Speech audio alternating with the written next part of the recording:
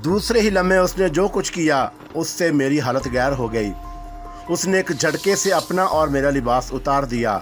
मेरा मुंह खुले का खुला रह गया और फिर मेरी आंखें बंद हो गईं। इन बंद आंखों में एक चमकदार ह्योला रक्सा था। वो सब कुछ जो मैंने कभी नहीं देखा था मेरी बंद आंखों में कूद रहा था। फिर मैंने इस बेलबास वजूद को अपने नज़दीक पाया। उसका वज़न मेरे सीने पर था। मैं बेजान हो गया था। मेरे पूरे वजूद में सनसनाहट थी। मैंने एक बात महसूस की थी कि फौजिया मिस ग्रेस की बेतकल्फ़ी से ज़्यादा खुश नहीं थी, और शायद वो उसकी खूबसूरती से भी नाखुश थी, और उसकी वजह बहरहाल मैं समझ गया था। लेकिन दिल ही दिल में इस खेल से ज़्यादा महफूज नहीं हो रहा था, क्योंकि तमाशा तो मैं खुद था। बहरहाल किस्सा मुख्तसर, दूसरे दिन से मेरी तरबियत शुरू हो गई। फौजिया भी हमारे साथ थी। यूरोप का लाइफ और मैं लड़की लड़के से बिल्कुल बेतकल्लफ होता। एकदम नरमी क्यों बात करता है, आप भी ऐसा करो मिस्टर हारून।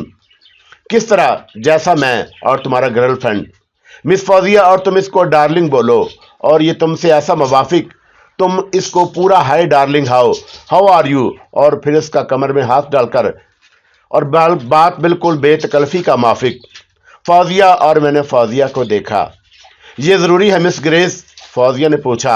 हाँ डियर, जो ड्यूटी मेरे को दिया गया है मैं वो ज़रूर पूरा करेगा। प्लीज़ मेरा हेल्प करो, इसको कहो ना। और फौजिया ने कहा, और ग्रेस मुझे समझाने लगी, और फिर उसने फौजिया के कमरे में हाथ डालकर उसे चूमा और मुझसे भी ऐसा करने के लिए कहा। बड़ा कठिन मरहला था, लेकिन बहरहाल मुझे उस मरहले से गुजरना पड़ा, और फौजिया शर्म से सुर्ख हो गई। मुझे 2-3 मरतबा ये अमल दोहराना पड़ा, तब जाकर मैं फिट हो सका। लेकिन फौजिया अनफिट हो गई, और मिस ग्रेस उसे देखकर हंस रही थी। उसके बाद मिस ग्रेस ने मुझे उठने बैठने के आदाब सिखाए, और दोपहर तक इस चुगल में मैं मसरूफ़ रहा। मैं वाकई खुद को उल्लू का पट्ठा समझ रहा था, जो दो औरतों के दरमियान फंस कर रह गया। आज का काम ख़त्म, अब किस वक्त मुलाकात होएगा? शाम को 7 बजे, फौजिया ने कहा। ओके, हमें इजाज़त। मिस ग्रेस बाहर निकल गई। फौजिया शर्माती हुई निगाह से मुझे देख रही थी, और फिर उसने शर्माती हुए अंदाज में कहा, ये मिस ग्रेस बेहद ज़हीन औरत मालूम होती है। नहीं, ऐसी तो नहीं, और उसकी दी हुई तरबियत मुझे बहुत पसंद आई। मैंने शरारत से कहा, और फौजिया ने दोनों हाथों से मुँह छुपा लिया। तुम बेहद शरीर होते जा रहे हो हारून। जब हारून बना हूं तो यूरोप रिटर्न बनना ही पड़ेगा। तुम कहो तो कोई तरबियत ना लूं मिस ग्रेस से? नहीं नहीं, यह भी ज़रूरी है, फौजिया ने जवाब दिया, और बाद में खामोश हो गया मैं। कई रोज़ गुजर गए और मिस ग्रेस की ट्रेनिंग जारी थी, लेकिन उस दिन के बाद से उसने कोई ऐसा सबक नहीं दिया जिसकी वजह से फौजिया को सुर्ख होना पड़ता। मिस ग्रेस मुझे लिबास पहनने के आदाब, उठने बैठने के तरीके और अंग्रेज़ी के मखसूस अल्फाज और उनकी मशक करा रही थी। फिर एक दिन उसने मुझसे कागज़ पर दस्तखत कराए, और उसके पास दस्तखतों के नमूने थे, लेकिन मैंने अपने सीधे दस्तखत किए थे। लेकिन मिस ग्रेस कई घंटों तक मुझसे वैसे ही दस्तखत कराती रही जैसे कागज़ पर थे।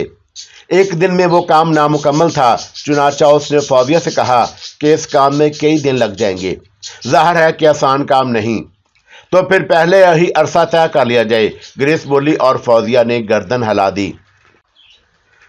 उस दिन सुबह के नाश्ते पर फौजिया ने कहा कि हारून, आज मुझे चंद काम करने हैं, और उसके बाद मुमकिन है कि 2-1 रोज़ में हम तुम्हारी बस्ती चलें। ओहो, क्या काम करने हैं? मैंने पूछा। बस अफजार साहब ने मुझे तफसील नहीं बताई। वैसे मुमकिन है कि मैं दोपहर तक पहुंच जाऊं।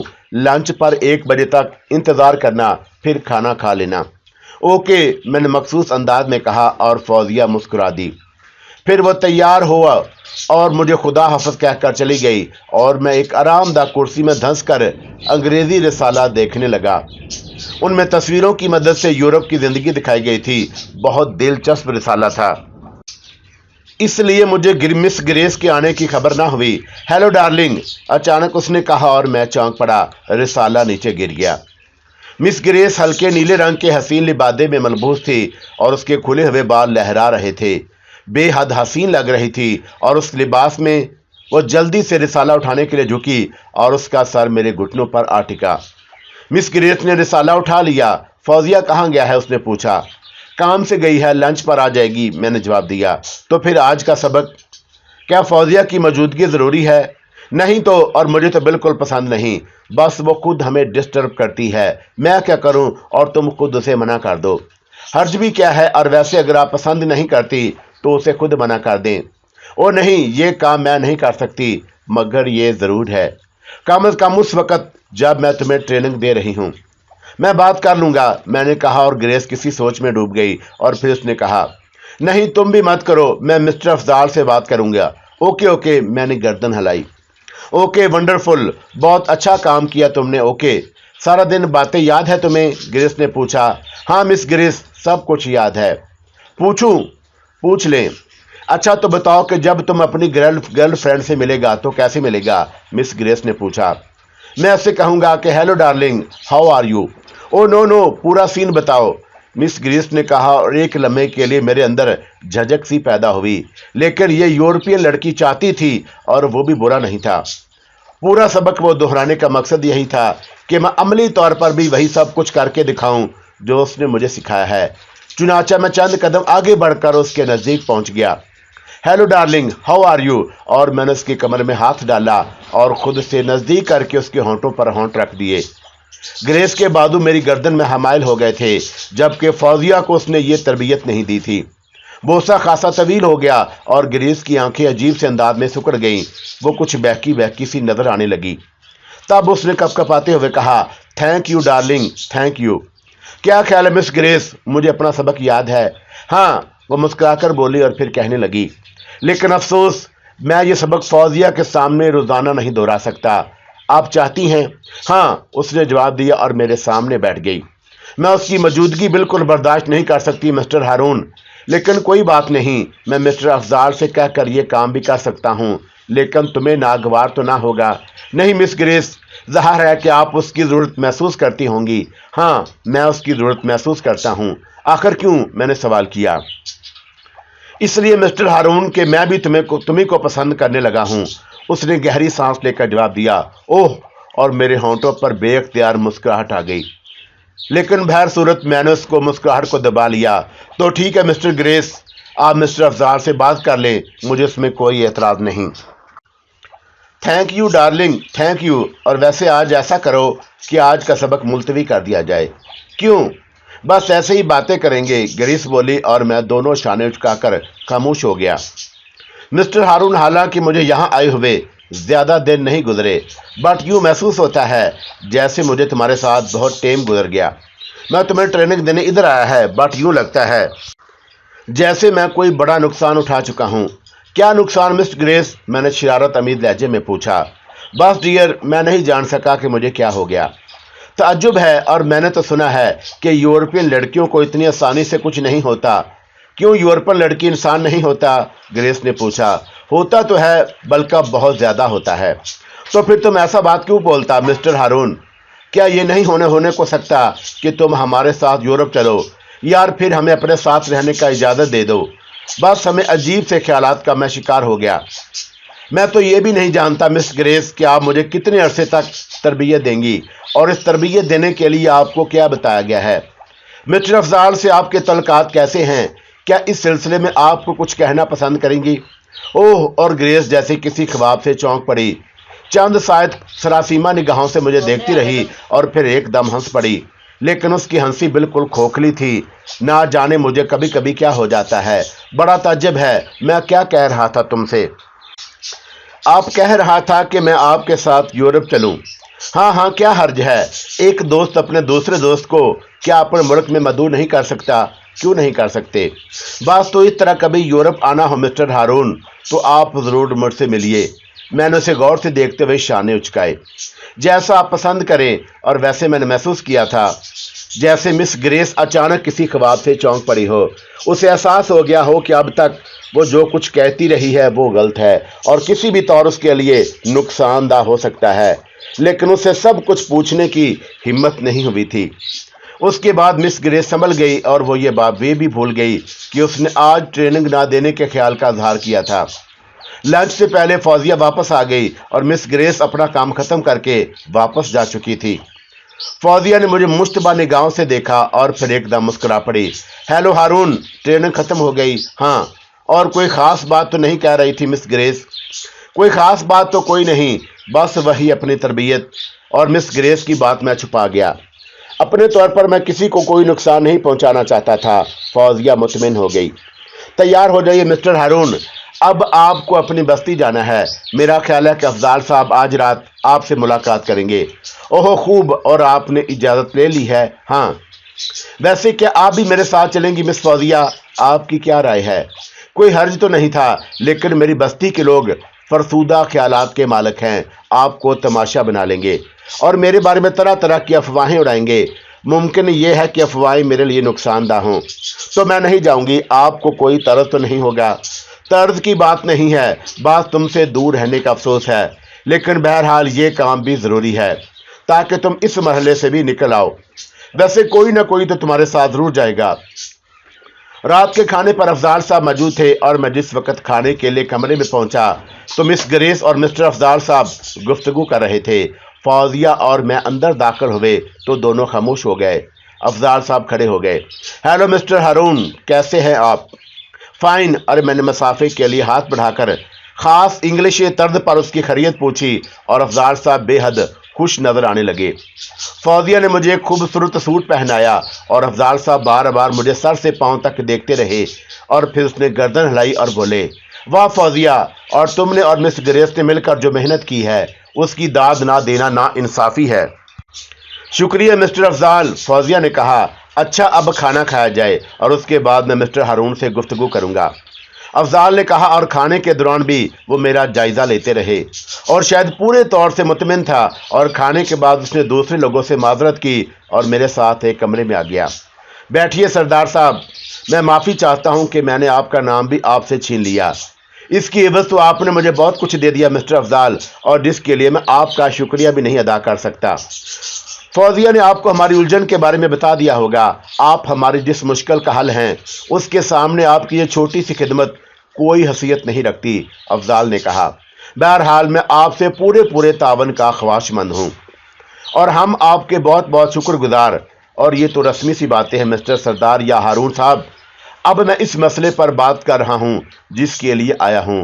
मेरी दिली ख्वाहिश है कि पहले हम आपको ज़हनी तौर पर पूरी तरह मुतमिन कर दें ताकि उसके बाद आपको कोई फिक्र लाहक ना रह जाए और आप ये महसूस करें कि जिन लोगों के लिए आप एहसार कर रहे हैं वो आपकी ज़ात से मुनहरफ नहीं बल्कि आपके भी उतने ही मुहब्बत और खैर ख्वाह हैं जितने आप उनके।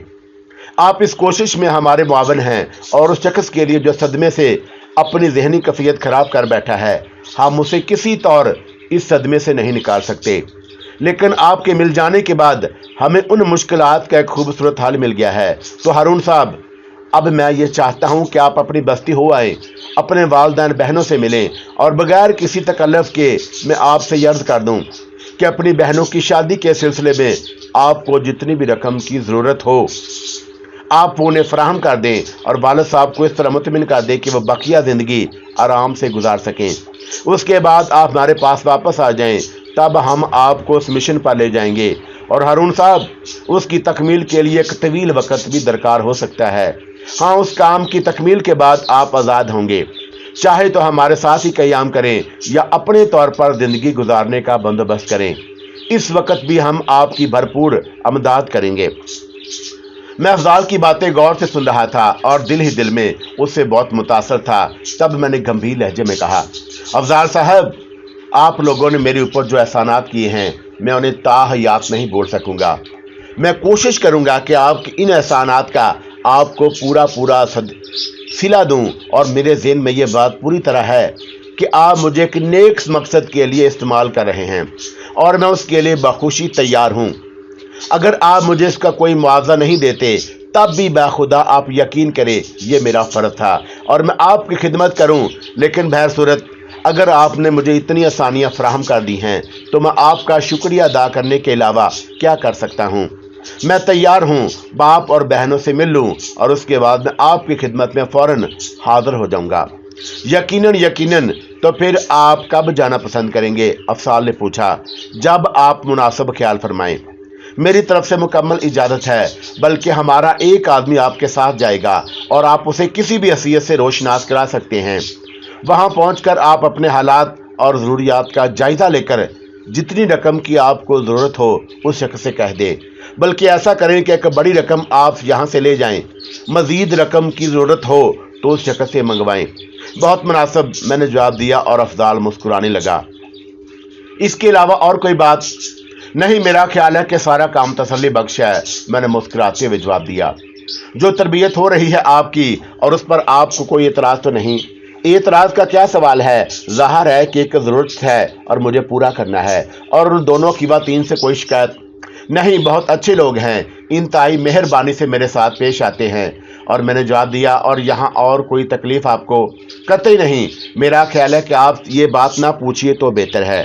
बस मैं यही चाहता हूँ हारून साहब कि आप हमारे साथ दिल की गहराइयों से ताउन करें, और इसलिए हम हर किस्म का ताउन आपसे करना चाहते हैं ताकि आप ज़हनी तौर पर हमारे साथ काम करने के लिए तैयार हो जाएं। अच्छा, खुदा हाफ़िज़, अफसाल साहब ने कहा, और मैंने बड़े खलूस से उनके साथ मुसाफा किया और फिर वो मेरे साथ बाहर निकल आया, लड़कियों से मिला और चला गया। और फौजिया मुस्कुराती हुई मेरे नज़दीक आ गई।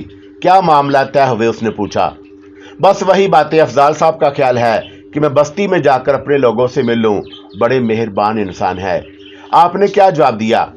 बस तय कर लिया है कि बस्ती चला जाऊं। तन्हा जाएंगे? नहीं, कोई और भी साथ जाएगा। कितने दिन रहोगे वहाँ? ज़्यादा दिन तो नहीं, और मुझे तुम्हारा भी ख्याल है, मैंने फौजिया से कहा, और वह मुस्कुराने लगी। मिस ग्रेस अलबत्ता संजीदा नजर आ रही थी और मुझे ये सारे मामलात बहुत दिलचस्प नजर आए। बहरहाल तीसरे दिन बस्ती जाने की तैयारियां मुकम्मल हो गईं और फिर बजरिया ट्रेन में बस्ती के लिए रवाना हो गया। एक तवील अरसे के बाद बस्ती की तरफ सफर करते हुए अजीब लग रहा था। मेरा दिल न जाने कैसे कैसे एहसासात का शिकार था। सब याद आ रहे थे, बाप, बहन, दोस्त, अहबाब और न जाने क्या क्या। ख्यालात के हजूम में गिरा रहा और बड़ी मुश्किल से ट्रेन का सफर खत्म हुआ। एक शख्स मेरे साथ था और जिसका नाम आजम बताया गया था।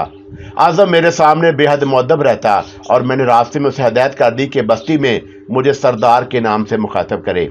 ज़ाहिर है कि यह एतमाद का आदमी था, वरना अफजाल साहब उसे मेरे साथ क्यों भेजते।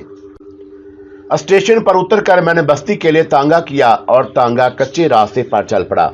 दिल खींच रहा था जाने पहचाने रास्ते जहां मेरे खमीर की बू फैली हुई थी। बड़ी मुश्किल से यह सफर भी तय हुआ और मैं बस्ती में दाखिल हो गया। करम अली के ईंटों के भट्टे पर फिर मैंने करम अली को देखा जो अपने दोनों बेटों के साथ काम में मसरूफ था। फासला काफी था इसलिए सलाम दुआ ना हो सकी। वही माहौल, वही सब कुछ। तांगा मेरे बताए हुए रास्तों पर सफर करता हुआ मेरे घर के सामने पहुंच गया। किसी ने मुझे नहीं पहचाना, लेकिन जब मैं घर के सामने उतरा तो मुझे मेरे वालिद साहब नजर आए जो घर से बाहर निकल रहे थे। मैं तांगे से उतरकर उनकी तरफ लपका और दूसरे लम्हे उन्होंने मुझे पहचान लिया। हम दोनों गले लग गए और उनकी आंखों से आंसुओं की झड़ी लग गई। वैसे मुझे अपना घर बेहतर हालत में नजर आ रहा था। तांगे वाले को आजम ने पैसे दिए और मैंने अब्बा से कहा कि मेरे साथ आने वाले के लिए इंतजाम किया जाए और फिर मैं अंदर दाखिल हो गया।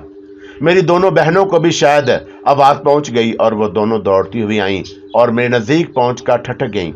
अरे अरे, रुक क्यों गई, आओ, मैंने कहा और दूसरे ही लम्हे दोनों दौड़कर मुझसे लिपट गईं। बड़ी अजीब कैफियत थी सबकी और सब मेरी हालत देखकर हैरान थे। वालिद साहब ने मेहमान के लिए डेवड़ी में बंदोबस्त कर दिया और उसके बाद अंदर आ गए। उन्होंने मुझे खूब प्यार किया। बहनें भी नसार हुई जा रही थी और फिर पास पड़ोस के लोग आना शुरू हो गए। घर में रौनक लग गई और बहनों ने जल्दी जल्दी कपड़े बदल लिए। खाने पीने की तैयारियां होने लगीं और मिलने वाले दुआएं दे रहे थे, सवालात हो रहे थे और मेरी तरक्की पर मुबारकबाद दे रहे थे, सवालात कर रहे थे, मशवरे दे रहे थे और हम उनकी सुन रहे थे। मासूम लोग, मासूम बातें। रात को बहुत देर के बाद मुझे और अब्बा को तन्हा बैठने का मौका मिला और दोनों बहनें भी हमारे पास थीं। वो मेरी सूरत से निगाहें नहीं हटा रही थीं। हाँ बेटे, अब बताओ कि क्या कर रहे हो शहर में?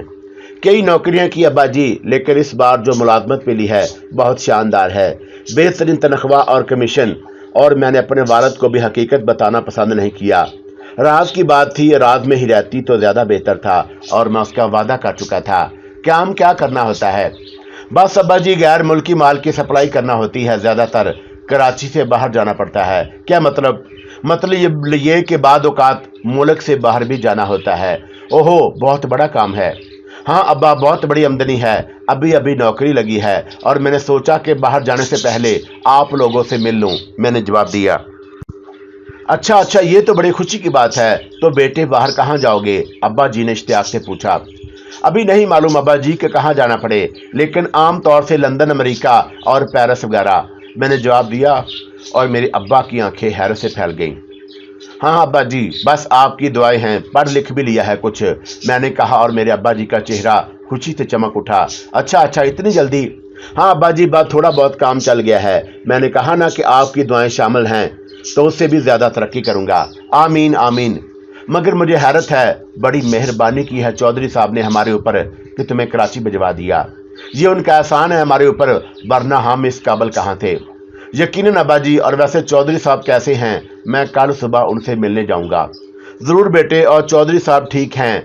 वैसे इंसान कितना ही क्यों ना बढ़ जाए, उसे अपने मौसरों को नहीं भूलना चाहिए, और तुम उन्हें सलाम करने जरूर जाना। बेशक, और मैं कल सुबह सबसे पहले चौधरी साहब के पास जाऊंगा, मैंने जवाब दिया और फिर वालिद साहब की तरफ देखकर कहा, घर के हालात कैसे चल रहे हैं अब्बा जी? बेटे, तुमने तो हमें इतने पैसे भेज दिए कि हमारे सारे दिल दर्द दूर हो गए और चौधरी साहब की सारी रकम अदा कर दी गई, और उसके बाद मैंने एक छोटी सी दुकान खोल ली और उस दुकान से अल्लाह खाने पीने को देता है, अच्छी खासी चल रही है, बस अब बच्चियों का मसला है। वाह, ये तो बड़ा अच्छा किया आपने अब्बा जी, बस अब इन दोनों को ठिकाने लगाने का मसला है, मैंने बहनों की तरफ देखकर कहा। कई जगह से रिश्ते आ रहे हैं बेटे, दरअसल हमारे हालात अच्छे हो गए हैं ना, और वैसे बेटे अभी इतने अच्छे हालात नहीं हुए कि हम आसानी से इन दोनों की शादी कर दें। नहीं अब्बा, हालात अच्छे हो चुके हैं, मैंने जवाब दिया। क्या मतलब? मकसद ये है कि मैं चाहता हूं कि अब आप इन दोनों को इस घर से निकालें, मैंने कहा, और दोनों बहनें बाहर निकल गईं। अरे अरे, भागी कहाँ तुम दोनों? अब घर में रहो तो जानू। लेकिन वो दोनों अब नहीं रुकी थीं। कहाँ कहाँ से रिश्ते आए हैं अब्बा जी? कोई अच्छा रिश्ता भी है? हाँ बेटे, चौधरी हमीदुल्ला अपने दोनों बेटों के लिए रिश्ते मांग रहे हैं और दोनों बहनें एक ही घर में चली जाएंगी। और वैसे तो सईदुद्दीन साहब ने भी अपने एक बेटे का रिश्ता भेजा है, लेकिन हमीदुल्ला से हमारी पुरानी दोस्ती है, जैसे लोग हैं और तुम्हें मालूम है। उनके दोनों बेटे भी अच्छे खा कमा रहे हैं, और ये बड़ी खुशी की बात है अब्बा। फिर आपने क्या सोचा? तुम्हारे बगैर मैं ये फैसला नहीं कर सकता था, इसलिए मैंने टाल दिया। बात कर लें अब्बा जी, मगर बेटे इंतजामात भी तो करने होंगे। मेरा मतलब है कि बहनों को रुखसत करने के लिए कितनी रकम की जरूरत पड़ेगी अब्बा? और वैसे भी मैं आपको एक बात बताना चाहता हूँ, वो ये कि मैं तो अब अमूमन बाहर रहूंगा। मुमकिन है कि बहनों की शादी पर भी ना पहुंच सकूं, और वैसे कोशिश तो करूंगा, नौकरी नौकरी है। हाँ बेटे, मैं जानता हूँ इस दुनिया में तरक्की करने के लिए सब कुछ छोड़ना पड़ता है, यही बात है। हाँ तो अब्बा जी, 30-40 हज़ार रुपये में काम चल जाएगा। कितना रुपया? अब्बा ने हैरत से पूछा। और 30 हज़ार तो मेरे पास मौजूद हैं, बाकी अगर और जरूरत हुई तो मैं अपने आदमी को भेजकर मंगवा दूंगा। अरे बेटे, इतनी रकम की क्या जरूरत है? इतनी रकम तो चौधरी साहब ने भी नहीं खर्च की थी, मगर 30 हज़ार, अरे नहीं, बस इतनी मुनासिब है जितनी शरीफ आदमी बहनों की शादी पर करते हैं। मैंने अपना सूट केस खोल कर रुपये निकाले और अब्बा के कदमों में डाल दिए। ये 35 हज़ार रुपये हैं अब्बा जी, आप इन्हें खर्च करें और मैं कुछ और रकम कराची जाकर भिजवा दूंगा। कोई हसरत ना रह जाए मेरी बहनों के दिल में। उन्हें इतना दें कि वो नहाल हो जाएं। और रकम गिनते हुए मेरे मासूम बाप के हाथ कांप रहे थे और उनकी आंखें धुंधलाई जा रही थीं, और फिर वो मुझे अजीब सी निगाहों से मुझे देखने लगे। बेटे, खुदा ने हमारी सुन ली और मैं उसका जितना शुक्र करूं कम है। उसने हमें वो दे दिया है जिसका हम तसव्वुर भी नहीं कर सकते, इतनी बड़ी रकम। लेकिन बेटे, एक सवाल मैं तुमसे जरूर करूंगा। जी अब्बा जी, ये रकम जायज तो है ना? मुझे माफ कर देना। आपको अपनी तरबियत पर एतमाद नहीं है अब्बा जी, खून पर एतमाद है, अब्बा जी ने जवाब दिया। इब्तिदा में बड़ी मुश्किलात का सामना करना पड़ा था और कुछ गलत लोगों के हाथों में फंस गया था, लेकिन मैंने नाजायज काम नहीं किया अब्बा। अब अल्लाह का शुक्र है कि एक उम्दा काम मिल गया है, और मैंने ये रकम ना तो किसी के हक तलफी करके हासिल की है और ना किसी नाजायज जरिए से। और मेरे करम फरमानों ने कहा है कि जितनी रकम की ज़रूरत हो मंगवा ली जाए। अरे नहीं बेटे, ये रकम तो इतनी रकम है कि गांव में बहुत कम लड़कियों की शादी पर खर्च हुई होगी, लेकिन बेटे ये रकम मैं अपने पास नहीं रखूंगा। ओहो, फिर अब्बा? चौधरी साहब के पास रख दूंगा, वो हमारे बड़े करम फरमा है। ठीक है अब्बा, और आप उनके मशवरों से सारे काम करें। अब्बा की बुरी हालत थी और खुशी की वजह से कई बार ان کی آنکھوں سے آنسو نکل پڑے۔ معمولی بات نہیں تھی، ان کے بیٹے نے وہ کر دکھایا تھا جو عموماً لوگ نہیں کر پاتے۔ بہرحال وہ بہت بے حد خوش تھے۔ دوسرے دن الر صبح ہم دونوں باپ بیٹے چودھری کے پاس چل پڑے۔ چودھری صاحب کو بھی ہمارے آنے کی اطلاع مل گئی اور انہوں نے بڑا تپاک استقبال کیا اور بے حد خوش ہوئے۔ ارے تمہارا بیٹا تو بابو بن گیا اور میری طرف سے مبارکباد قبول کرو۔ کیسے ہو سردار بیٹے؟ آپ کی نوازش ہے چودھری صاحب، آپ کے تفعیل سے ہم بھی انسان بن گئے۔ میاں صاحب خدا کا کرم ہے، میں کیا اور میری بساط کیا، لیکن انسان بھی تو لائق ہو۔ تم نے جس طرح اپنے باپ کی پگڑی سنبھال لی ہے وہ ایک مثالی حیثیت رکھتی ہے، خدا تمہیں لائق رکھے۔ یہ چودھری صاحب ایک امانت ہے، میری بیٹیوں کی سردار نے ان کی شادی کے لیے دی ہے، اور آپ سے بڑا امین اور کون ہے بستی میں۔ ابا جی نے نوٹوں کی گڈیاں نکال کر چودھری صاحب کے سامنے رکھ دی۔ ارے یہ سردار لایا ہے؟ ہاں چودھری صاحب، بہنوں کی شادی کی ذمہ داریوں میں اپنے شانوں پر ڈالنا چاہتا ہوں، اور مجھے یقین ہے چودھری صاحب کہ آپ جو کریں گے میری بہنوں کے حق میں اچھا کریں گے۔ سبحان اللہ، روح خوش ہو گئی، اور یہ تو بہت بڑی رقم ہے۔ کتنی ہے بیٹے؟ 35,000 روپے ہیں چودھری صاحب۔ دراصل میں ملک سے باہر جا رہا ہوں اور اس لیے آپ یہ ذمہ داری آپ کو سنبھالنا ہوگی۔ گاؤں کی بیٹیاں اپنی ہی ہوتی ہیں، خدا تمہیں کامیاب کرے۔ بے فکر رہو، ہاں بہتر ہوگا کہ لڑکے کا انتخاب خود کر لو۔ حمید اللہ صاحب کے ہاں سے رشتے آئے ہیں دونوں لڑکیوں کے لیے۔ واہ، نہایت نیک بچے ہیں دونوں، چودھری صاحب نے کہا، اور کافی دیر تک ان سے گفتگو رہی اور انہوں نے ہماری خوب خاطر مدارت کی۔ بہرحال 11ویں دن میں سب سے رخصت ہو کر واپس کراچی چل پڑا۔ لاتعداد دعاؤں کے ساتھ بے شمار لوگوں نے مجھے رخصت کیا، اور میں نے ابا جی سے وعدہ کر لیا تھا کہ انہیں خیریت بھیجتا رہوں گا۔ اور اس کے بعد وہی ہنگاموں کا شہر کراچی، وہی حسین اور پر اسرار مکان جہاں فوزیہ اور گریز تھی، اور اس کے بعد مجھے اہم مشن پر روانہ ہونا تھا۔ مشن جو اب بالکل نزدیک آ گیا اور بس مجھے آخری تربیت دینی باقی تھی۔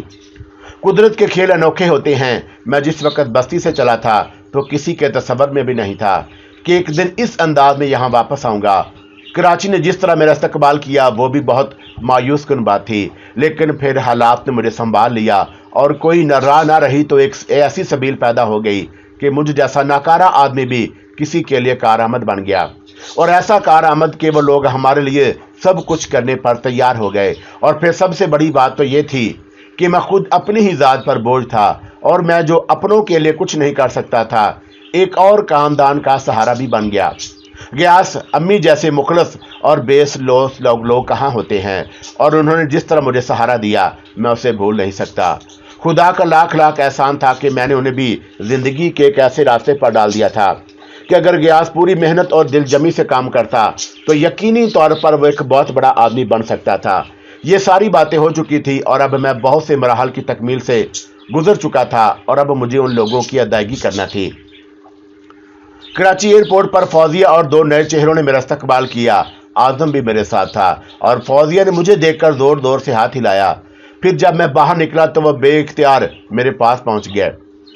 اوہو ہارون صاحب، آپ واپس آ گئے، اس نے فرط مسرت سے میرا ایک ہاتھ تھامتے ہوئے کہا، اور مجھے اس کے چہرے پر خلوص کی سچائی نظر آئی، اور میں نے بھی مسکراتے ہوئے اس کا ہاتھ دبایا۔ ہاں فوزیہ، نہ آنے کا کیا سوال تھا؟ آپ یقین کریں ہارون، بس میں کیا کہوں؟ کیوں کہو نا؟ اور میں نے اسے دیکھتے ہوئے پوچھا۔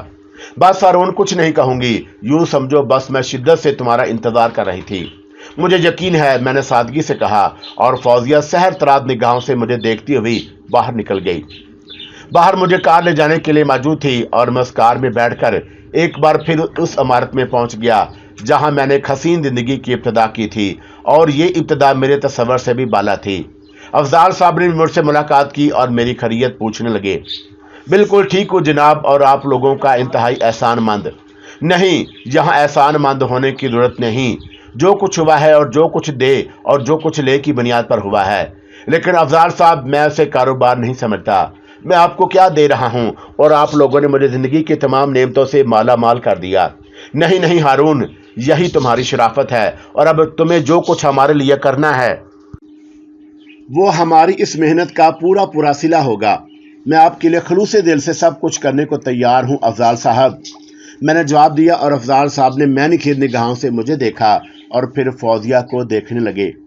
ان معنی خیز نگاہوں کا مقصد میری سمجھ میں نہیں آ سکا تھا، لیکن میں نے اس پر کوئی توجہ نہ دی۔ उसी शाम फौजिया ने डिनर की मेज पर मुझसे पूछा, अब क्या इरादे हैं हारून? जो आप कहें फौजिया। नहीं, मैं नहीं कहूँगी। देखो, हमारे ज़हन में हमेशा एक तसव्वुर रहा है, वो ये कि हम तुम्हें पहले मुकम्मल तौर पर मुतमिन करें और तुम्हारे ज़हन से हर उलझन मिटा दें और उसके बाद तुम हमारे लिए काम करो।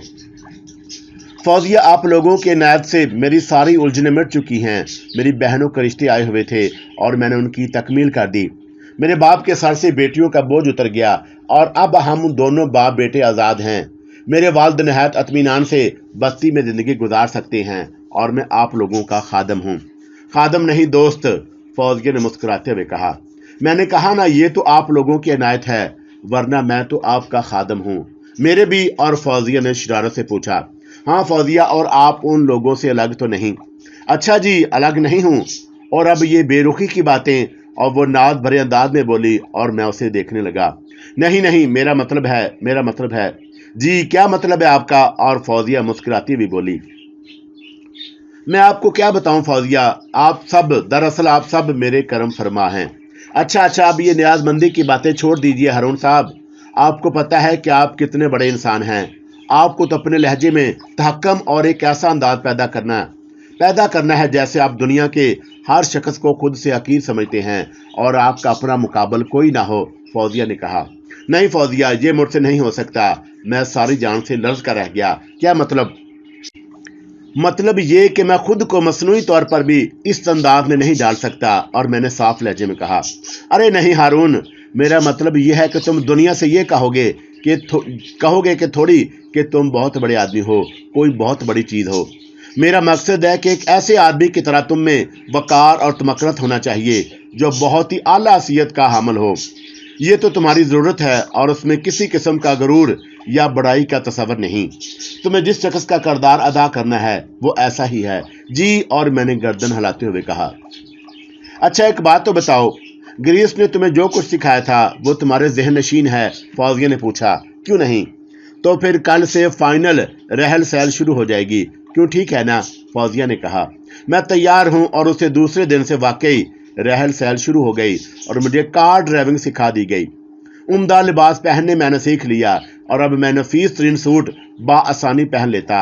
हर चीज मुझे आ गई थी और वो ये सब कुछ मेरा अपना नहीं था और मैंने अपनी शख्सियत पर खौल चढ़ा रखा था, लेकिन ये मेरी तमाम परेशानियों का मुआवजा था। चुनाचा मुझे कोई तरद्दुद भी नहीं था और पुरानी बातों को तो मैं भूल गया। छमिए, रमजान और दूसरे तमाम किरदार वक्ती तौर पर चेहरे ज़हन से निकल गए थे। अब मैं उन्हें याद नहीं करता था। वो तो ख्वाब की बातें थी और मुमकिन है ये भी ख्वाब की बातें हों। कभी ना कभी उन लोगों का काम भी हो जाएगा और मुमकिन है कि उसके बाद मैं भी उनसे अलहदा हो जाऊं। चुनाचा जिंदगी को ख्वाब समझना ही ज्यादा बेहतर है और कभी किसी ख्वाब को ज़हन पर इस कदर मुसल्लत ना कर लिया जाए कि जागने के बाद जिंदगी बेकार नजर आने लगे। चुनाचा अपनी हसीयत कभी भी नहीं भूल सकता था, अलबत्ता उन लोगों का मुआवजा मुझे अदा करना था और उसके लिए ये सब कुछ जरूरी था जो मुझे अदा करना था। तकरीबन 10 दिन मजीद यहाँ सिर्फ किए गए और उसके बाद फौजिया ने मुझसे बात की। कल हम लाहौर चल रहे हैं हारून, उसने भारी लहजे में कहा और मैं चौंक पड़ा। लाहौर? हाँ, दादा जान के पास। ओहो अच्छा, गोया यहाँ की तैयारियां मुकम्मल हो गई। हाँ, तुम भी अपने आप को मुकम्मल पाते हो हारून? फौजिया ने मुझे बाकायदा हारून कहना शुरू कर दिया। बिल्कुल मुकम्मल, लेकिन अब ये तो बताओ कि क्या दादा जान को मेरे आने की इतला दे दी गई है? मैंने सवाल किया। उम्दा सवाल है हारून, और तुमसे मुझे इसी दहानत की तवक्का थी। हाँ, उन्हें ये इतला पहुंचा दी गई। ठीक, तो मेरा ख्याल है कि तुम मुझे कुछ और तफसीलात जो दादा जान से मुताल्लिक हों बता दो। जरूर, फौजिया बोली और फिर कहने लगी। सुनो हारून, मैं तुम्हारे दादा जान के बारे में तो बता ही चुकी हूँ कि वह सख्त बीमार हैं। लाहौर में वो जिस मकान में रहते हैं वहाँ हमारे कुछ दूसरे अजीज भी हैं और उनमें तसद्दुक साहब हैं जो सिर्फ वहाँ मामून कहलाते हैं। उनके अहले खाना हैं। उनके अलावा दूसरे अफराद हैं और जिनका मैं तारुफ करा दूंगी, लेकिन तसद्दुक साहब तुम्हें बहुत अच्छी तरह जानते हैं और तुम भी उनसे अजनबियत का इजहार नहीं कर पाओगे। हाँ हारून, अब मैं तुम्हें यह बता दूं कि तुम लंदन से कराची आते हुए हवाई हादसे में हलाक हो गए थे। यह हवाई जहाज तबाह हो गया और उसके मुसाफिर की लाशें भी न मिल सकीं। ज़ाहिर है कि तुम इस हादसे में बच ना गए होते तो यहाँ तक कैसे पहुँचते। चुनाचा बचकर घूमते फिरे और उसके बाद बिल आखिर यहाँ आ गए। मेरा मकसद है कि तुम इस कहानी को समझ चुके होगे और अब मैं तुम्हें बकिया तफसील बताती हूँ। दादा जान के एक मुआलज हैं नफीस साहब। डॉक्टर नफीस इस खानदान के कदीम मुआलज हैं और इस खानदान से बड़ी मोहब्बत और उनसियत रखते हैं। दादा जान के दूसरे गहरे दोस्त फरजंद अली एडवोकेट हैं और ये भी हमारे उस खानदान से बहुत दिलचस्पी रखते हैं। और हाँ हारून, तुम्हारे वालिद साहब का नाम महमूद अली था। वो बेचारे भी कार के हादसे में हलाक हो गए थे और उसके बाद दादा जान ने तुम्हारी परवरिश की और 14 साल की उम्र में तुम्हें लंदन भेज दिया गया। तुम लंदन से कई बार यहाँ आ चुके थे और आखिरी बार जब तुम लंदन गए हुए थे तो तकरीबन 6 साल पहले की बात थी। उसके बाद तालीम मुकम्मल करने के बाद तुम लंदन से वापस आ रहे थे कि यह हवाई हादसा पेश आ गया। फौजिया ने कहा और मैं तअज्जुब से उसकी सूरत देखने लगा। क्यों? और उसने मुझे इस तरफ देखते हुए सवाल किया। लेकिन मिस फौजिया, पहले तो आपने कुछ बात बताई थी, वो मुख्तलिफ थी, मेरा मतलब है। और फौजिया किसी कदर चौंक सी पड़ी। उसने फिजकी सी मुस्कुराहट के साथ मुझे देखा और कहने लगी, हारून, दरअसल ये दौर बहुत नाजुक है। हर काम पूरे गौर और खोज करने के बाद किया जाता है। मुझे यकीन है कि तुम महसूस नहीं करोगे हम जो कुछ कर रहे हैं और उसकी नोयत ऐसी है कि बाद लोग हमारी नीयतों पर शक भी कर सकते हैं।